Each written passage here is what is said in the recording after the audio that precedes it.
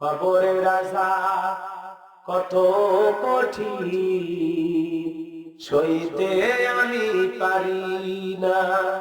মৃত্যু যন্ত্রণা কত কঠিন, সইতে আমি পারি না। আল্লাহ রাব্বুল আলামিন বলেন, আল্লাহাকুমুত তাকাসুর হাত্তা যুরতুমুল মাকাবির। আল্লাহ রাব্বুল আলামিন বলেন, দুনিয়ার প্রাচুর্যের প্রতিযোগিতা, লোভ লালসার প্রতিযোগিতা তোমাদেরকে গাফেল করেছে, আল্লাহ বিমুখ করেছে। দুনিয়ার অর্থ সম্পদ, টাকা পয়সা, দুনিয়ার লোভ লালসা তোমাদেরকে এতটা পাগল বানাইছে, এতটা পাগল বানাইছে যে আজকে দুনিয়ার মায়াজালে পইরা, দুনিয়ার লোভ লালসায় পইরা আমরা আল্লাহকে ভুলে গেছি, পরকালকে ভুলে গেছি। কথা বলেন ঠিক কিনা? আল্লাহ রাব্বুল আলামিন বলেন, আল্লাহাকুমুত তাকাসুর, প্রাচুর্যের প্রতিযোগিতা, লোভ লালসার প্রতিযোগিতা, সম্পদের লোভ, টিকে থাকার লোভ, ভালো থাকার লোভ আমাদেরকে এতটা পাগল বানাইছে, এতটা পাগল বানাইছে যে আমরা আল্লাহকে ভুলে গেছি। কথা বলেন ঠিক কিনা? লোভ লালসা, দুনিয়া লোভ লালসা, প্রাচুর্যের প্রতিযোগিতার পিছনে, অর্থের পিছনে, সম্পদের পিছনে আমরা এত বিজি, এত দৌড়াইতেছি যে দৌড়াইতে দৌড়াইতে দুনিয়ার সম্পদ ধরতে ধরতে, দুনিয়ার টাকা গাড়ি বাড়ি ধরতে ধরতে আমরা আল্লাহকেই ভুলে গেছি। আল্লাহর ইবাদত করার সময় আমাদের হাতে নাই। কথা কি বুঝতে পারছেন? ব্যবসা বাণিজ্য নিয়ে এত ব্যস্ত, আল্লাহর কাছে চিন্তা দেব সময়। দিলের কানটা লাগায় শুনে যুবক ভাই ও কুড়িগ্রামের মুসলমানেরা, দিলের কানটা লাগায় শুনে যে কথা বলতে চায়, এই দুনিয়াতে অর্থের প্রতিযোগিতা, লোভ লালসার প্রতিযোগিতা আমাদেরকে এতটা পাগল বানাইছে। লোভ লালসার প্রতিযোগিতার কারণে, টাকা পয়সার প্রতিযোগিতার কারণে, সম্পদের প্রতিযোগিতার কারণে, ক্ষমতায় টিকে থাকার প্রতিযোগিতার কারণে আমরা আল্লাহকে ভুলে গেছি। কথা বলেন ঠিক কিনা? ভালো করে বোঝার চেষ্টা করবেন বাজার। যার এই এমপির মনে একটা ঘর বাড়ি আছে, ও চিন্তা করে কুড়িগ্রাম শহরে বাড়ি করতে পারলে ভালো হইতো। কথা বলেন। এরপরে কুড়িগ্রাম শহরে যদি বাড়ি বানাইতে পারে, চিন্তা করে ঢাকায় যদি একটা রাজধানীতে বাড়ি বানাইতে পারতাম, আমার চাইতে সুখী আর কেউ হইতো না। ঢাকায় বাড়ি হলে চিন্তা করে ঢাকায় বাড়ি দিয়ে পোষাবে না, সিঙ্গাপুরে একটা বাড়ি বানাইতে পারলে ভালো হইতো। এই যে লোক থেমে থাকবে, চলতেই থাকবে। কথা বলে ঠিক ঠিক? যার মনে করেন একটা সাইকেল আছে, চাই মোটর সাইকেল হলে ভালো হয়, মোটর সাইকেল চালাতে চালাতে চিন্তা করে একটা মাইক্রো গাড়ি হলে ভালো হয়। কথা কোন ঠিক কিনা? রাগ করেছেন আপনারা? বারবার দিলের কানটা লাগায় শুনেন যে কথা বলতে চাচ্ছিলাম। আল্লাহাকুমুত তাকাসুর, অর্থের প্রতিযোগিতা, লোভ লালসার প্রতিযোগিতা, সম্পদের প্রতিযোগিতা এতটা পাগল বানায় ফেলেছে যে আমরা পরকাল ভুলে গেছি, আল্লাহ ভুলে গেছি। কথা বলেন ঠিক কিনা? যার সাইকেল আছে, ও সাই মোটর সাইকেল হলে ভালো হয়, মোটর সাইকেল কেনার পরে চিন্তা করে একটা কার গাড়ি হলে ভালো হয়। কথা বলেন ঠিক কিনা? যত দামি গাড়িতে চলবে আর মনে করে ওরে বাবা 1.5-2 কোটি টাকার গাড়ি হলে ভালো হয়। কথা কথা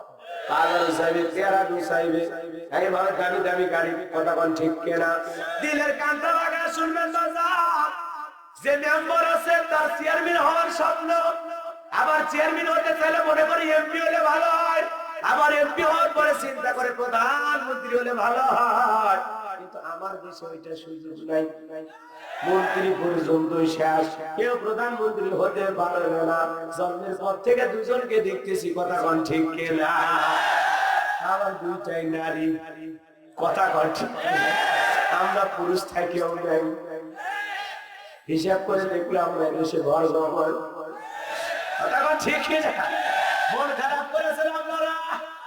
তাহলে দিলের কানটা লাগা শোনেন যে প্রধানমন্ত্রী আছে, সে চিন্তা করি একটা দেশের প্রধানমন্ত্রী নয়, আর একটা দেশের প্রধানমন্ত্রী হতে পারলে ভালো হয়। এই যে আমাদের লোক, কথা কয়, এটা কি এই যে আমাদের আরো চাই, আরো একটা পাওয়ার চাই, আরো একটা ক্ষমতা চাই, গাড়ি বাড়ি টাকা পয়সা আরো লাগবে, আরো লাগবে। 2 বিঘা জমির মালিক 4 বিঘা হলে ভালো হয়, 4 বিঘা থেকে 10 বিঘা মিলিয়ে পারলে ভালো হয়। ব্যাংকে টাকা রাখে আর কোনো কয় কোটি হইলে বলে আমার টেকে রাখে। কারো টাকার লোক, কারো ক্ষমতার লোক। আমাদের লোক লালসা আমাদেরকে পাগল বানাইছে। এই জন্য আমরা আল্লাহকে ভুলে গেছি। কথা কম ঠিক কিনা? আমাদের ভালো থাকার লোক, ভালো বাড়ির লোক, দামি গাড়ির লোক আছে না? আমার অনেকের নারীর লোক, নেশার লোক। কথা কন না, রাগ করেছেন আপনারা? ভালো করে বোঝার চেষ্টা করবেন, এই লোক লালসা আমাদের ভিতরে আছে না নাই? বডি স্টাইলের মধ্যে তিনজন লোক সফর করতেছে, পথ চলতেছে, পথ চলতে চলতে যায় তিনজন বন্ধু মিলে পথ চলতে চলতে 4টা স্বর্ণের ইট পেয়েছে। 4টা স্বর্ণের ইট পাওয়ার পর 3 বন্ধু মিলে চিন্তা করে 4টা স্বর্ণের ইট ভাগ করতে গেলে একটু কম বেশি হয়ে যায়। তো ঠিক আছে, চলতে ফিরতে অনেক কষ্ট হয়েছে।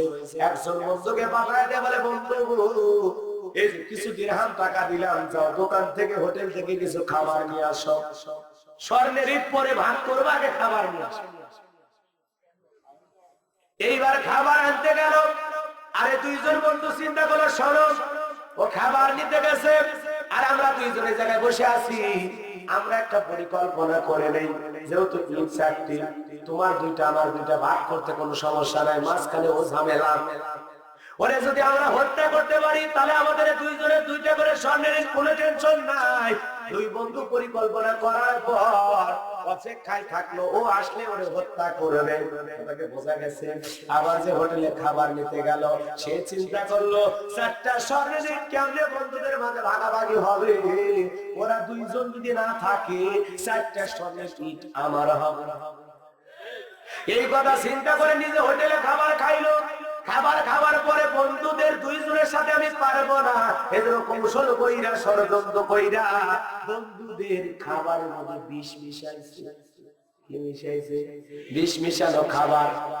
বিষ মিশানো খাবার বাজার, বিষ মিশানো খাবার নিয়ে রওনা করেছে। এইবার খাবারে যখন পৌঁছে গেছে বাজার আমার, ওরা পূর্বের পরিকল্পনার অনুযায়ী 2 জন মিলে বন্ধুকে চাপায় ধরে মাইরা ফেলাইছে। 2 বন্ধু মিলে আগের যে বন্ধু খাবার নিয়ে আসছে ওরে মাইরা হত্যা করছে। শেষ, ওরা জীবনের খাতা ক্লোজ, ও মরে গেছে। ওরে যখন মাইরা ফেলছে, মাইরা ফেলে একটা শরীরে ক্লান্ত এসে গেছে, ক্ষুধা লাগছে। ওই 2 বন্ধু ভাগা, মানে ইট, স্বর্ণের ইট ভাগ করে আগে খায়। 2 বন্ধু মিলে খাবার খাইতে গেছে, খাবারে আছে কি? কথা কষ্ট লেগেছে বাজান, যে কথা বলতে চাচ্ছিলাম দিলের কানটা লাগা শোনেন। 2 বন্ধু এইবার খাবার খাইছে, খাবারে আছে কি? বিষ মিশানো খাবার খাইয়া আগে তো 1 বন্ধু শেষ, এইবার বিষ মিশানো খাবার খায় 2 বন্ধু শেষ। এখন স্বর্ণের ইটের জায়গায় স্বর্ণের ইট পরে থাকলো।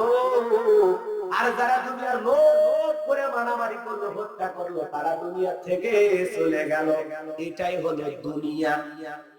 এই ঘটনার দ্বারা ভালো করে বুঝবেন, এইবার আপনার লোকটা হলো এই স্বর্ণের ইটের মতো, আর আপনার জীবনটা হলো ওই 3 বন্ধুর মতো।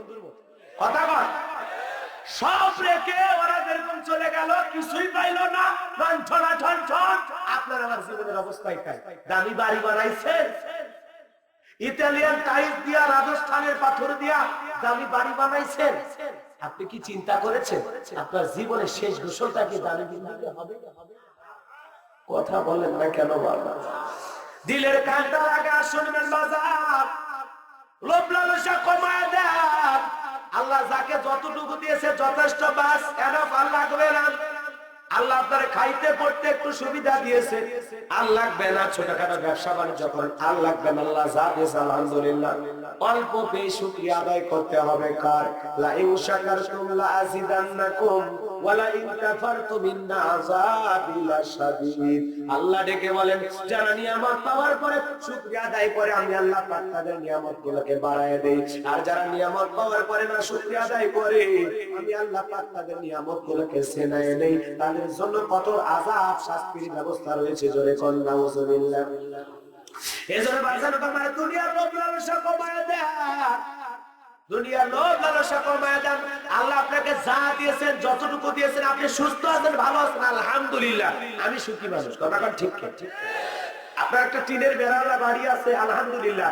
কত মানুষ রেল স্টেশনে পড়ে আছে, ওদের তো বাড়িও না, আল্লাহ যে আমার একটা থাকার জায়গা দিয়েছে, আলহামদুলিল্লাহ। কথা কোন ঠিক ঠিক? এজন্য যার যতটুকু অবস্থা, 7 বছর ধরে মেম্বরি করতেছেন, আলহামদুলিল্লাহ, আল্লাহ কথা কোন ঠিক ঠিক? আল্লাহ আমার এই অবস্থানে রাখছে, আমি খুশি, আলহামদুলিল্লাহ। ইনি ব্যবসায়ী মানুষ, ইনি ব্যবসায়ী মানুষ, আল্লাহ আমার ব্যবসা বাণিজ্য করার তৌফিক দিয়েছে, আলহামদুলিল্লাহ, আল্লাহ যা দিয়েছে, আলহামদুলিল্লাহ। কিন্তু আমাদের এই লোভ লালসা গুলো ছোট করতে হবে, কমাইতে হবে। বেশি আকাঙ্ক্ষা, বেশি লোভ লালসা করলে আমরা পরকাল থেকে অনেকটা দূরে সরে যাব। কথা বলেন ঠিক কিনা? বল তুসিরুনাল হায়াতাদ দুনিয়া ওয়াল আখিরাতু খায়রুন ওয়া আবকা।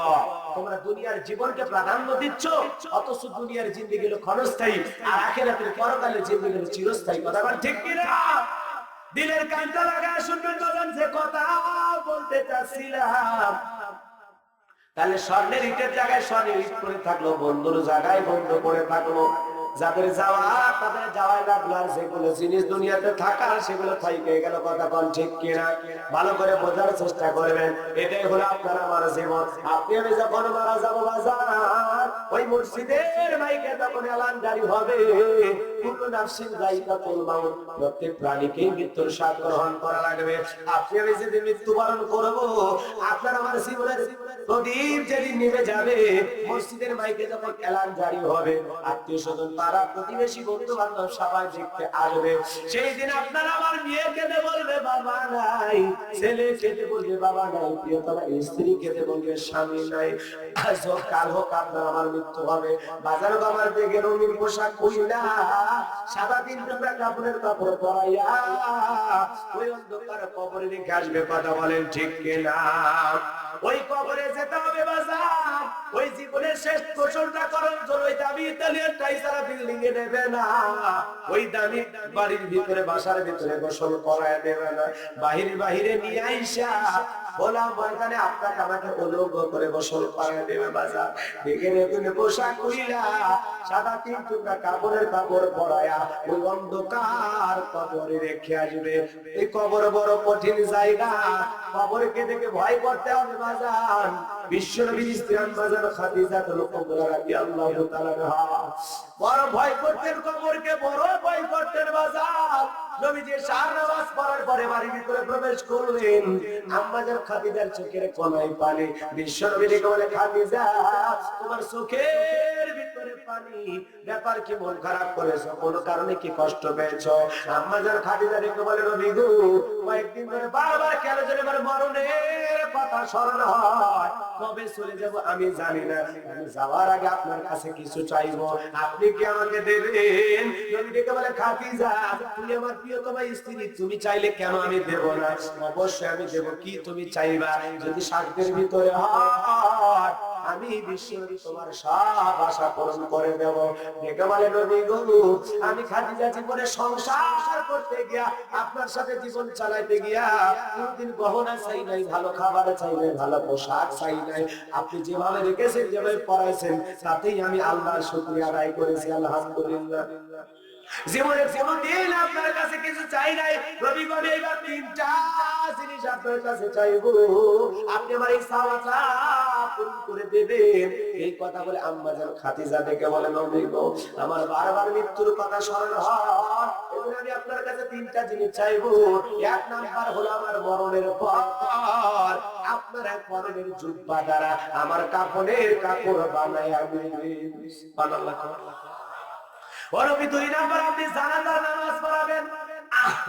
আমাকে কবরে রাখার পর, আমাকে কবরে রাখার আগে আপনি কবরের মধ্যে একটু গড়া করে দেবেন। 3 নাম্বার, আমার যতক্ষণ কবরের সলজম না হয় ততক্ষণ পর্যন্ত আপনি কবরের পাশে দাঁড়িয়ে থাকবেন। আল্লাহু আকবার বলেন।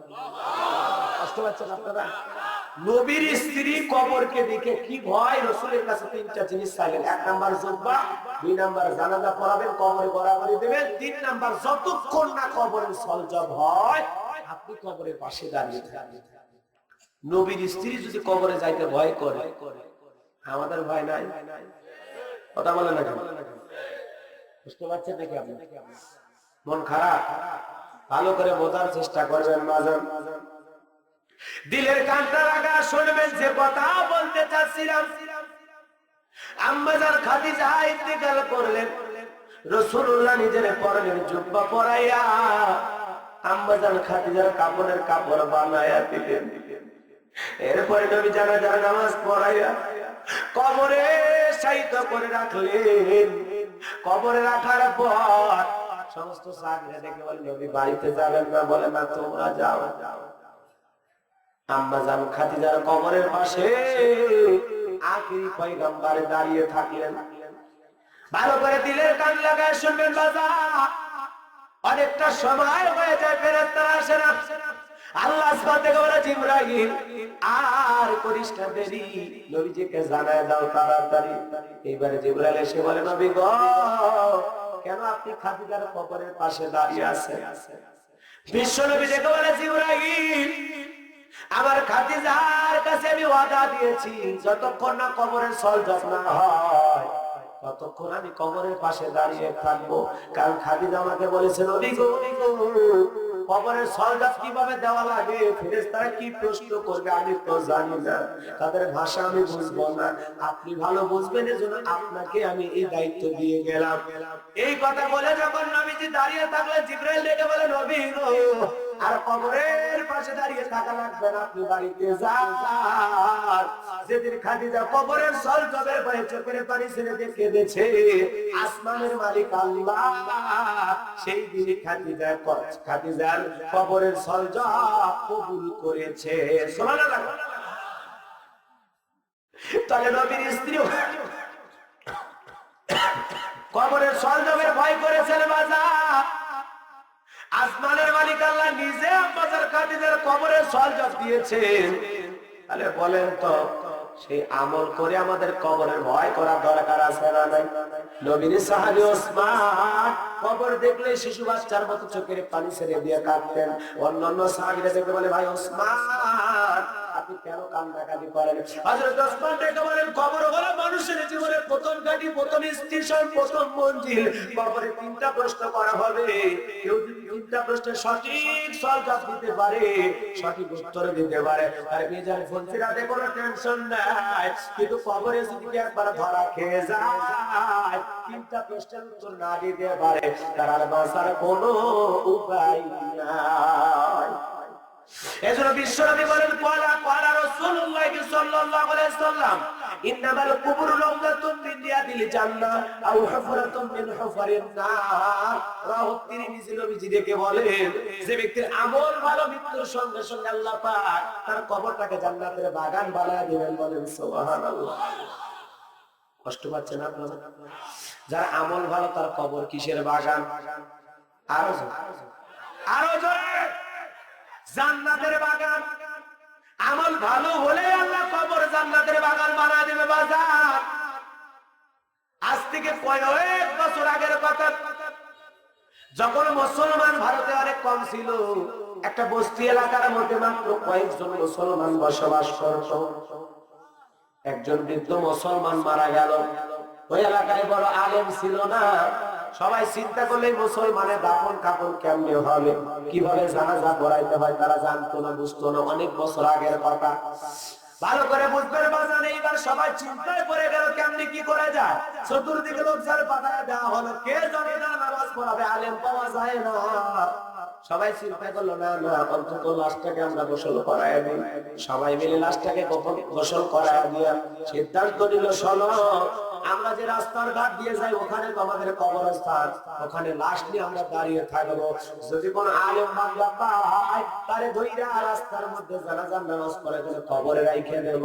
এই কথা সিদ্ধান্ত করে পরের দিন সকালবেলা সবাই অপেক্ষায় থাকলেন। দাঁড়িয়ে দাঁড়িয়ে থাকতে ঠিক দুপুর বেলার সময় একটা লোক আসতেছে, লম্বা জুব্বা পইরা, মাথায় পাগড়ি পইরা। এইবার লোকটা আসার সঙ্গে সঙ্গে বলে, ভাই আপনি বলে আলেম মানুষ, আমাদের একটা মুসলমান মারা গেছে, আপনি একটু জানাজার নামাজ পড়ায় দেন। লোকটা ডেকে বলে ভাই আমি তো আলেম না, আমি একজন এই দেশের প্রশাসনের লোক।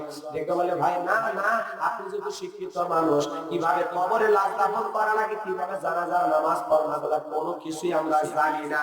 বলে ঠিক আছে আমি দেখতেছি বিষয়টা, সবার কাকুতি মিনতি শুই না, আল্লাহর বান্দা নিজে জানাজার নামাজ পড়াইয়া ওই ব্যক্তিকে কবরের ভিতরে শায়িত করলেন। কবরের মাটি বিছাইয়া দিয়া লোকটা যখন অফিসে চলে গেল, পকেটের মধ্যে হাত দিয়া দেখে তার একটা দামি পেপার দামি কাগজ হারিয়ে গেছে।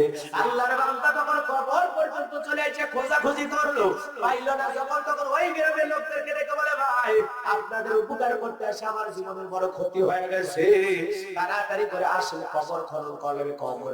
কবরের ভিতরে আমার একটা দামি পেপার দামি একটা কাগজ হারিয়ে গেছে। বলে তাই নাকি? বলে হাত সবাই মিলে আসলো। এইবার কবরের মাটি টান দিয়া বাজার একটা দুইটা পা যখন তুলেছে, সবাই তাকায় দেখে 1-1.5 ঘন্টা আগে যেটা মাটির কবর ছিল ওইটার মাটির কবর নাই। কে যেন 1-1.5 ঘন্টার মধ্যে সুন্দর ফুল দিয়া ডেকোরেশন করে দিয়েছে। এত সুন্দর সুগন্ধি বেরিয়েছে বাজার, কবরটা পুরো ফুল দিয়ে ডেকোরেশন করা, এমন ফুল দুনিয়ার করে চোখ দেখে নাই। কবরটা আলোকিত হয়ে গেছে, আলোকিত হয়ে গেছে। তাকায় দেখে সমস্ত বাসগুলো টান দিয়ে তাকায় দেখে পুরো কবরটা খালি ফুল আর ফুল, ফুল আর ফুল। বান্না সুবহানাল্লাহ। এইবার কবরস্থানের একটা পুরো একটা অবস্থা চিকচিক করতেছে, কাগজটাকে টান দিয়া সবাই চোখের পানি ছেড়ে দিয়া কাঁদে আর বলে আল্লাহ এ কেমন বান্দা, তোমার কি এমন আমল করে গেছে যার কারণে কবর এমন জান্নাতের বাগান হয়েছে। এইবার পুলিশের বিকাশ থেকে বলে ভাই আমি জীবনে এমন দৃশ্য দেখি নাই, এই ব্যক্তি জীবন দশায় কি এমন আমল করেছে আমি জানতে চাই। দেখে বলে ভাই জানো না তো মা একমাত্র এতিম একটা মেয়ে আছে, সেই বলতে পারবে তার বাবা কেমন আমল করেছে। পুলিশ অফিসার ডেকে বলে ভাই এ কেমন আল্লাহর বান্দা ছিল গো, যার কবর 1-1.5 ঘন্টা আগে মাটির কবর ছিল, 1-1.5 ঘন্টা পর আল্লাহ এমন জান্নাতের বাগান বানায় দিয়েছে। অবশ্যই ব্যক্তির জীবনে কি এমন ভালো আমল আছে সেইটা আমি যাইবেন, তারপরে বাড়িতে যাব। আপনারা কি যাইবেন? আল্লাহর বান্দার কবর আল্লাহ কেন জান্নাতের বাগান বানায় দিল বাজান? আপনারা কি মনে চায় না সে আমল করতে? চাই ভালো করে বোঝার চেষ্টা করবেন। তাহলে নবীজি বলেন যার আমল ভালো করে কবর আল্লাহ জান্নাতের বাগান বানায় দেবে, আর যার আমল খারাপ তার কবর হবে জাহান্নামের আগুনের গর্ত। আম-হুফরাতুম মিন হুফারিন নার, কবর হবে জাহান্নামের আগুনের গর্ত। জোরে কোন নাউযুবিল্লাহ, আর জোরে কোন নাউযুবিল্লাহ। এটা বিশ্বাস করেন না? কবরের আযাব সত্য বিশ্বাস করেন না? কবরে ঘুরে নিয়ে গেলে কবর জাহান্নামের গর্তে পরিণত হবে বিশ্বাস করেন না? ভালো করে বুঝবেন। নবীজি এক জায়গায় বসা, জিবরাইল এসে বলে নবী গো এই মুহূর্তে একটা আওয়াজ ওর আপনি কি শুনতে পাইলেন? নবী ডেকে বলে জিবরাইল একটা আওয়াজ আমার কানে এসেছে। ডেকে বলে নবী গো আজ থেকে 70 বছর আগে আল্লাহ পাক জাহান্নামের গর্তের মুখে একটা পাথর ছেড়ে দিয়েছে। 70 বছর পর এই মাত্র জাহান্নামের তলদেশে গিয়ে পাথরটা পৌঁছাইলো। তাহলে চিন্তা করেন ও কুড়িগ্রামের মুসলমান, চিন্তা করেন একটা পাথর ছেড়ে দিলে যদি জাহান্নামের তলদেশে পৌঁছাইতে 70 বছরের সময় লাগে। আল্লাহ না করুক, আল্লাহ না করুক, আল্লাহ যদি বেজারে হইয়া আপনার আমার বদ আমলের কারণে গুনাহগার বানাইয়া একবার ওই জাহান্নামের গর্তের মুখে ফেলে দেয়, আপনার আমার বাঁচার কোনো উপায় নাই।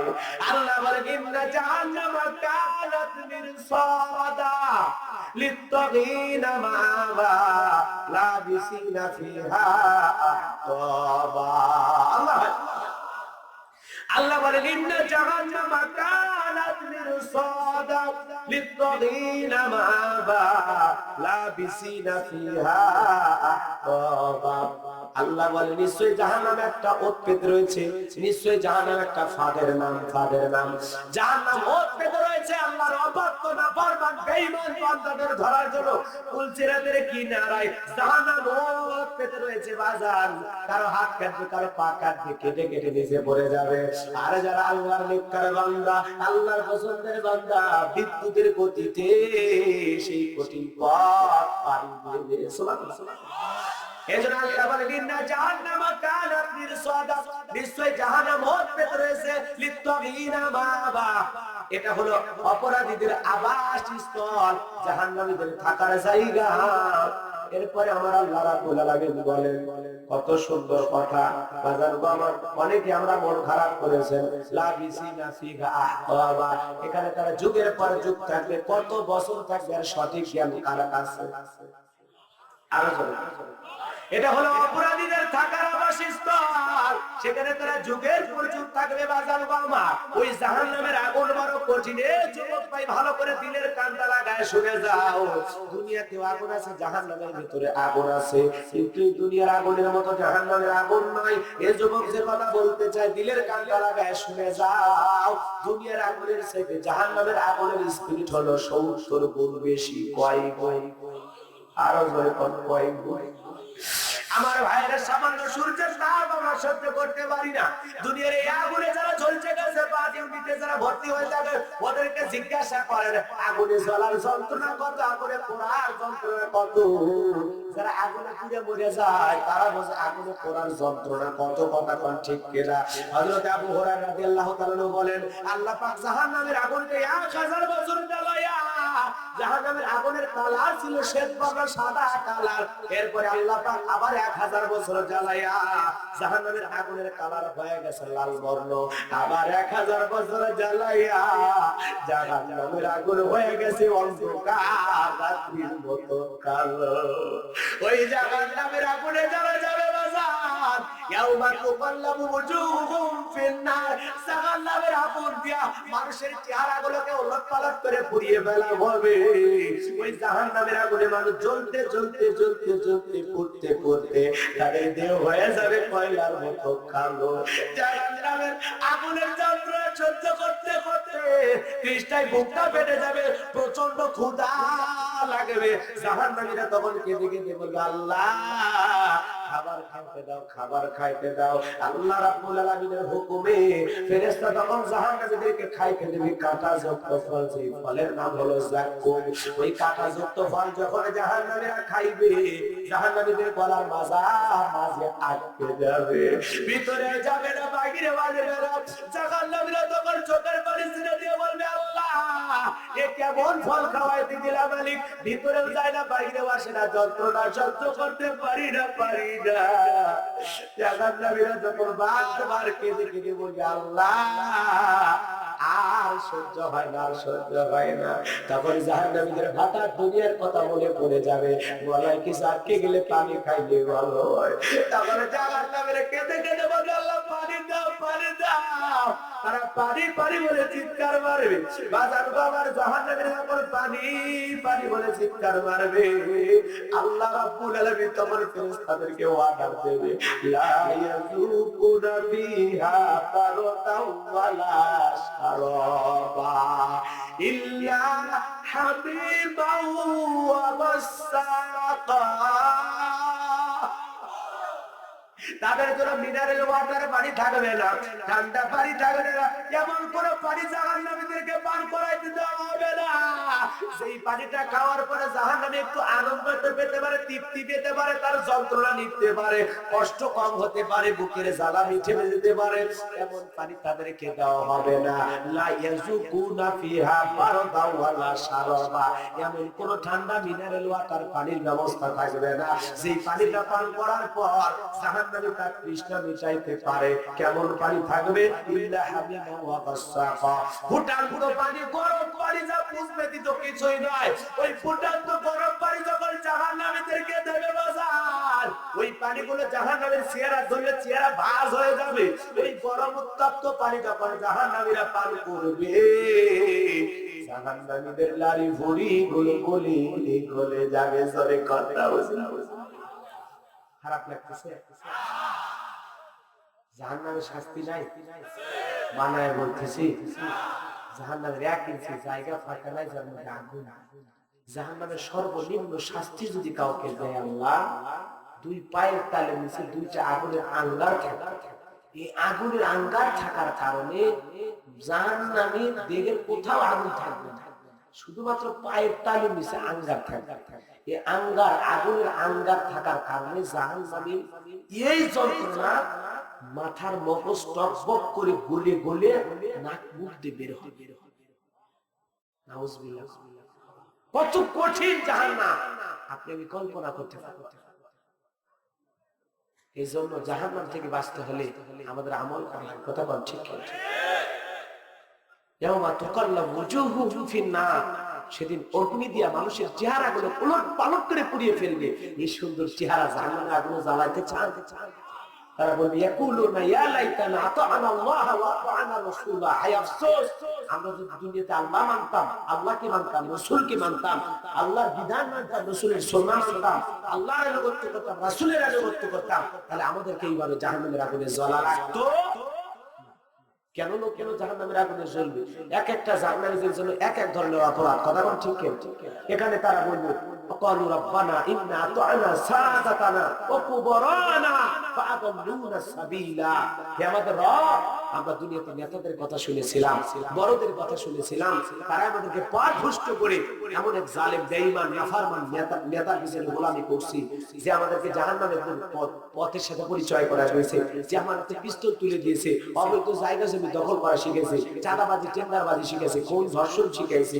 এমন একজন নেতার পিছনে স্লোগান দিয়েছিলাম, এমন এক মুরব্বির পিছনে স্লোগান দিয়েছিলাম, যারা আমাদেরকে গোমরাহির পথে পরিচালিত করছে, আমাদের পথভ্রষ্ট বানাইছে, গোমরাহি বানাইছে। রব্বানা আতিহিম দি'ফাইনি মিনাল আযাব ওয়ালআনহুম লা'নান কাবীরা। আমাদের রব, যে নেতার কারণে জাহান্নামে আসছি, যে মুরব্বির কারণে জাহান্নামে আসছি, আল্লাহ আমাদের সেই তাদের আযাব আপনি দ্বিগুণ করে দেন। ওদেরকে পাকড়াও করেন, ওদেরকে ধরেন, আমাদের সাথে ওদের আযাব আপনি দ্বিগুণ করেন, ডবল করেন। কথাকে বুঝতে পারছেন? এরপরে যখন ওই যে ইল্লা সাহাবাল ইয়ামিন ফি জান্নাতি তাসালুন, জান্নাতীরা যখন জান্নাতে থাকবে, জান্নাতের গল্প করতে করতে দৃষ্টি চলে যাবে নিচের দিকে, তারা নিচের দিকে তাকায় দেখবে মানুষ জাহান্নামের আগুনে দাউ দাউ করে জ্বলতেছে, দাফনের মতো সেই কঠিন জাহান্নামের আগুনে মানুষ জ্বলতেছে, উঠতেছে। তাদেরকে বলবে আনিল মুজরিমিন, হে অপরাধীরা, মা সাবাকাকুম ফি সাকর, কোন অপরাধী সাকর নামক জাহান্নামের আগুনে আসছো, কেন তোমরা জাহান্নামের আগুনে জ্বলছো? তারা বলবে ক্বালু লাকুম মিনাল মুসাল্লিন, আমরা দুনিয়াতে মুসল্লি ছিলাম না, সালাত আদায় করতাম। কথা ঠিক। জাহান্নাম বড় কঠিন জায়গা। ইন্না জাহান্নামা কানাত মিরসাদা, নিশ্চয় জাহান্নামে ওত পেতে রয়েছে, ওত পেতে। শিকারী ধরার জন্য যেরকম ফান ফেলেন, কথা কম, শিকারী ধরার জন্য কি ফেলে? ফান ফেলে না। আল্লাহর অবাধ্য, নাফরমান, বেঈমান, গুনাহগার ধরার জন্য জাহান্নাম ওত পেতে রয়েছে, ওত পেতে। আয় আয়, কথা কম ঠিক। হাসিস বেশি, জাহান্নামের আসলে হাসিস তো দাঁত বের হয়। মন খারাপ করেছেন আপনারা? আজকে আমরা দুনিয়াতে এত পাগল, টেলিভিশন দেখে হাসেন, নাটক দেখে হাসেন, কৌতুক দেখে হাসেন। একটা কবরস্থানের মাহফিল, এখানে এসে হাসি খুশি আনন্দ এত দরকার। দিলের কানটা লাগা শোনেন বাজান, যে কথা বলতে চাচ্ছিলাম, হাত্তা সুরতুমুল মাকাবির। এই দুনিয়ার লোভ লালসা, দুনিয়ার লোভ লালসা আমাদের থামবে কখন? কখন আমাদের লোভ লালসা থেমে যাবে? যেমন আপনাকে আমাকে অন্ধকার কবরে রেখে আসবে, ওই কবরের মাটি যতদিন পর্যন্ত আপনার আমার মুখে প্রবেশ না করবে, ততদিন আমাদের লোভ লালসা কমবে না। কবরের মাটি যখন মুখের ভিতরে ঢুকবে, তখন আমাদের সব সাপ নিচে আর চাহিদা থাকবে শেষ। কথা বল ঠিক ঠিক। এই কবরে না ঢোকা পর্যন্ত বনি আদম সন্তানের লোভ লালসা থামবে। আল্লাহ রাসূল বলেছেন, বনি আদম সন্তানকে যদি একটা স্বর্ণের পাহাড় দেওয়া হয়, স্বর্ণের পাহাড়, 14 গোষ্ঠী বসে থাকলে স্বর্ণ শেষ হবে? শেষ হবে। এরপরে বনি আদম সন্তান একটা স্বর্ণের পাহাড় পাওয়ার পরেও চিন্তা করবে আরেকটা পাহাড় হলে ভালো। এই হলো আমাদের লোভের অবস্থা। কথা বল ঠিক কি? এই কারণেই তো আমরা হিংসা, বিদ্বেষ নিয়ে, অহংকার নিয়ে নিজেদের আমলগুলো পুরো শেষ করে ফেলে দিচ্ছে। কথা বলছে, আমাদের ভিতরে হিংসা আছে না? এই লোভ লালসার কারণে হিংসা। পাশের বাড়ির ছেলেটা ভালো রেজাল্ট করেছে, গোল্ডেন এ প্লাস পেয়েছে, আমার ছেলে এই মাইনাস পাইছে, মন খারাপ। প্রতিবেশীর ছেলে ভালো রেজাল্ট করবে, মন খারাপ। কিন্তু যদি আমরা ইমানদার হইতাম, নেককার হইতাম, আমাদের ভিতরে যদি হিংসা না থাকতো, আল্লাহর কাছে হাত পেতে বলতাম আলহামদুলিল্লাহ ভালো হয়েছে, প্রতিবেশীর ছেলে ভালো রেজাল্ট করছে, ভালো করছে, ভালো শ্রম দিয়েছে, ওকে আল্লাহ পাক ভালোই দিয়েছে, আমি চাই আরো ভালো করুক, সাথে আমার ছেলেটাও যেন ভালো করুক। কথা কর না কা জীবনে তো এই দোয়া করেন না, খালি মানুষের ধ্বংস কামনা করছে। আমাদের অবস্থা কেমন জানেন? বলবো, দুই ভাই পাশাপাশি খেতে, ধরেন আলু চাষ করেছে, আলু চাষ করেছে দুই ভাই, ছোট ভাই বড় ভাই। এই ছোট ভাই মাঝে মাঝে যা জমিটা চিন্তা করে, বড় ভাই কিস্তির উপরে লোনের উপরে ধার দেনা কইরা জমিতে আলু লাগাইছে, ওর আলুতে যদি পচারি লাগিয়া পোকা ধরে যদি আলু ক্ষেতটা নষ্ট হয়ে যায়, তো ঋণের চাপে জমিটা বিক্রি করে দিতে আমি জমিটা বিক্রি কিনতে পারতাম। কথা ঠিক।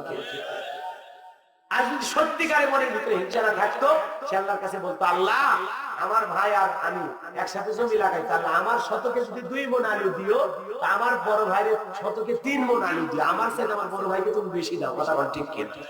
এই দোয়া করতাম যদি আমার অন্তর সাফ থাকতো, পরিষ্কার থাকতো, নিয়ত সহি থাকতো। কথা ঠিক কিনা? কিন্তু তা না কইরা আমরা খালি হিংসা করি। আর একটা ভালো রেজাল্ট দেখলে হিংসা করি, একটু ভালো খাইলে হিংসা করি, একটু ভালো থাকলে হিংসা করি, কারো ভালো ব্যবসা দেখে হিংসা করি, ভালো মেম্বার দেখে হিংসা করি। কথা ঠিক কিনা? সে ভালো শিক্ষকতা করে, আমি জীবনে কি, আমি তো একই সাথে পড়াশোনা করছি। কথা কর না? আফসোস, লোভ লালসা আমাদের ভিতরে আছে না? হিংসা আছে না? হিংসাটাকে কমান, অহংকার কমান, মানুষকে মানুষ ভাবে, ভালোবাসতে শেখেন, মানুষকে বুক দিয়ে রাখেন। কথা ঠিক কিনা? বাইরে আমার দিলের কাটা লাগা, আসলে যে কথা বলতে চাচ্ছিলাম, যতক্ষণ পর্যন্ত কবরের মাটি মুখের ভিতরে না ঢুকবে, ততদিন পর্যন্ত আমাদের দুনিয়ার লোভ লালসা থাকবে না। কথা ঠিক কিনা? তাহলে কবর পথের যাত্রী হতে চান, কিছু নিয়ে যাওয়ার দরকার আছে না? আরো ধরে দরকার আছে না? এ কুড়িগ্রামের যুবকেরা, তোমরা যদি 7 দিনের কক্সবাজার সফরে যাও, তোমার একটা ব্যাগ গোছাক আছে করার জন্য একটা ব্যাগ আছে না? 7 দিনে সফরে যাবেন, একটা ব্যাগ নেবেন না সাথে? সফরে একটা ব্যাগ নেবেন না? ব্যাগের ভিতরে কাপড় থাকবে, লুঙ্গি থাকবে, গামছা থাকবে, প্যান্ট থাকবে, সাবান থাকবে, শ্যাম্পু থাকবে, প্রয়োজনে আপনারা যা যাবেন সব নিয়ে যাবেন। সফর মাত্র কয়দিন? 7 দিন। তাহলে 7 দিনের সফরে যাওয়ার জন্য যদি আপনি এমন একটা ব্যাগ সাজাইতে পারেন, পরকাল জীবনে যাবেন, অন্ধকার কবরে যাবেন, ওই কবরে যাওয়ার আগে আমাদের একটা আমলের ব্যাগ প্রস্তুত করা দরকার আছে না? নাই? দেখেন তো বাবা, আমল নামার ব্যাগের ভিতরে নামাজ আছে কিনা, হজ আছে কিনা, যাকাত আছে কিনা, দান খয়রাত আছে কিনা, দেখেন তো পিতামাতার হক আদায় করেছেন কিনা, স্ত্রীর সাথে আপনার ব্যবহার কেমন, ছেলে মেয়ের সাথে কেমন ব্যবহার করেছেন, আত্মীয় স্বজনের সম্পর্ক কেমন ছিল, প্রতিবেশীর হক আদায় করেছেন কিনা, এতিমের মাল আত্মসাৎ করেছেন কিনা, একটু নিজের আমল নামার ব্যাগের ভিতরে তালাশ করে দেখেন, ভালো ভালো কাজ কয়টা নিয়ে কবরে যাচ্ছেন। তো দেখেন না ভাই, সফরে তো যাওয়া লাগবে, এই তো কবরে এসে গেছে। রাসূলুল্লাহ বলেছেন যে কবরে চলে গেল, তার চাইতে অসহায় আর কেউ নাই। কথা বলছি, কেউ আছে আমাদের কবরে গেলে? আর কেউ আছে? কেউ না।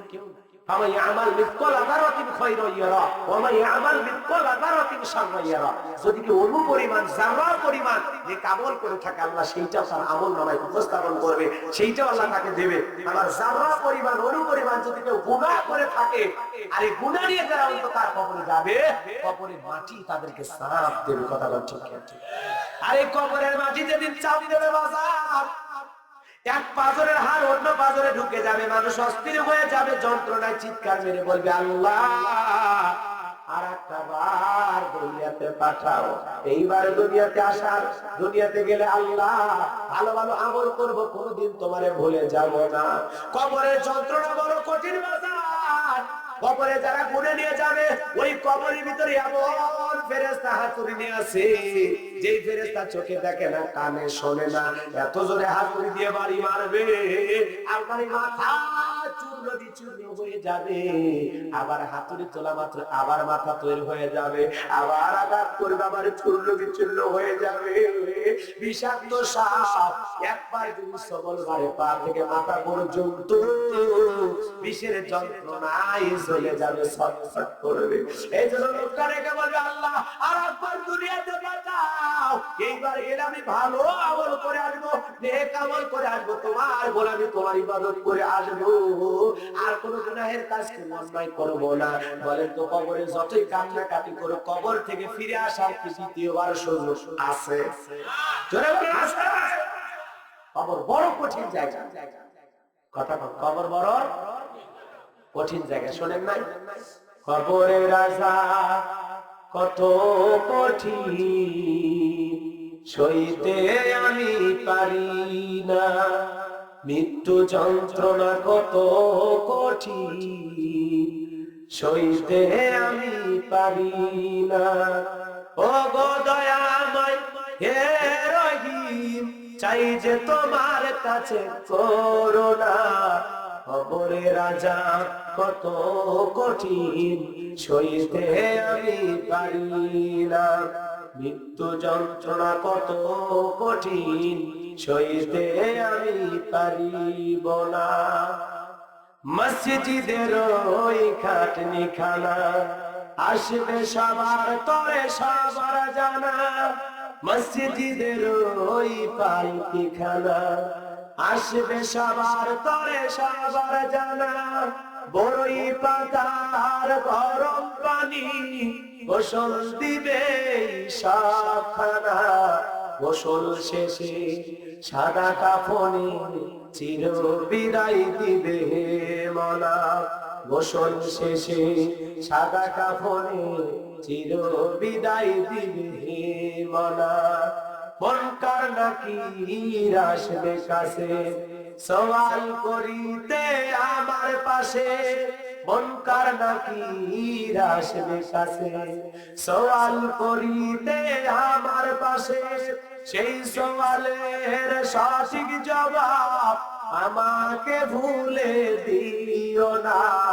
কবরের আযাব কত কঠিন, সইতে আমি পারিব না, মৃত্যু যন্ত্রণা কত কঠিন, সইতে আমি পারিব না।